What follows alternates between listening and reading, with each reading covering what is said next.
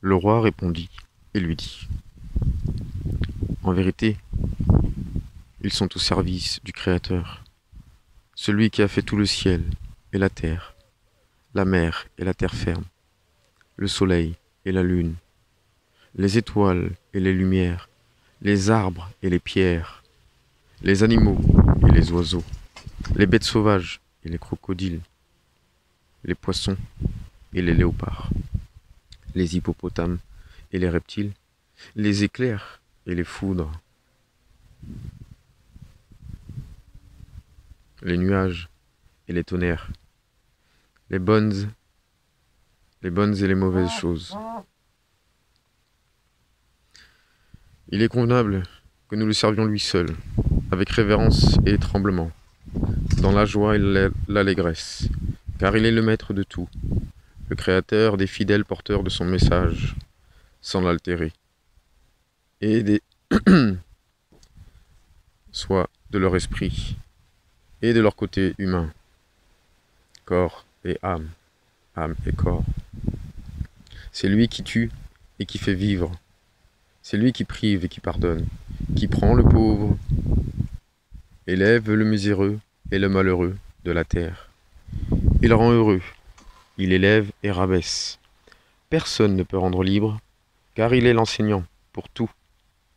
Personne ne lui dit « Qu'est-ce que tu fais ?» Gloire et louange soient à lui, de la part des insans et des Méléïkas, les alamines, les artisans du Créateur, qui suivent son message sans l'altérer. Quand tu dis « Il vous a donné l'arche de l'Alliance », il est vrai que le Dieu d'Israël nous l'a donnée. Elle a été créée avant toute créature, par le décret, le kitab, le livre de sa gloire. Il nous a fait descendre son commandement, écrit. Les écrits sont un rappel des écrits précédents. Ce n'est pas une nouvelle loi. Afin que nous connaissions sa loi et le jugement qu'il a rendu sur la montagne de son sanctuaire, Masjid. Lire sourate 19. Fin de la sourate. La reine dit alors: à partir de maintenant, je ne servirai plus le soleil, mais je servirai le Créateur du soleil, le Dieu d'Israël. Que l'arche du Dieu d'Israël soit ma maîtresse, pour moi et pour la génération après moi, pour tout le royaume de ceux qui sont mes sujets.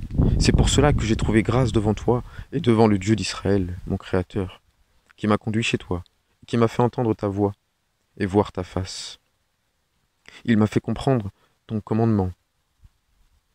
Elle retourna au palais, elle allait et venait. Elle écoutait sa justesse et la gardait dans son cœur. Lui aussi allait chez elle et lui parlait de tout ce qu'elle lui demandait. Elle se rendait chez lui pour l'interroger et il répondait à tout ce qu'elle désirait. Après être restée 6 mois, elle désira retourner dans son pays. Elle envoya un message chez lui, disant « J'aimerais rester avec toi, mais maintenant je dois rentrer dans mon pays à cause de mon peuple. Que le Seigneur fasse fructifier dans mon cœur tout ce que j'ai entendu, ainsi que le cœur de ceux qui ont été écoutés avec moi, car l'oreille n'est pas remplie par l'écoute, et l'œil n'est pas rempli par la vue de ta justesse. » Elle n'était pas la seule à être venue. Beaucoup étaient venus des villes et des provinces, de près et de loin, car en ces jours, personne n'avait eu de justesse comme lui. Ni avant, ni après. Et non seulement les hommes venaient chez lui, mais également les bêtes, les oiseaux, venaient pour écouter sa parole. Ils admiraient sa justesse, parlaient avec lui, puis retournaient dans leur pays. Chacun admirait sa justesse et s'émerveillait à le regarder et à l'écouter.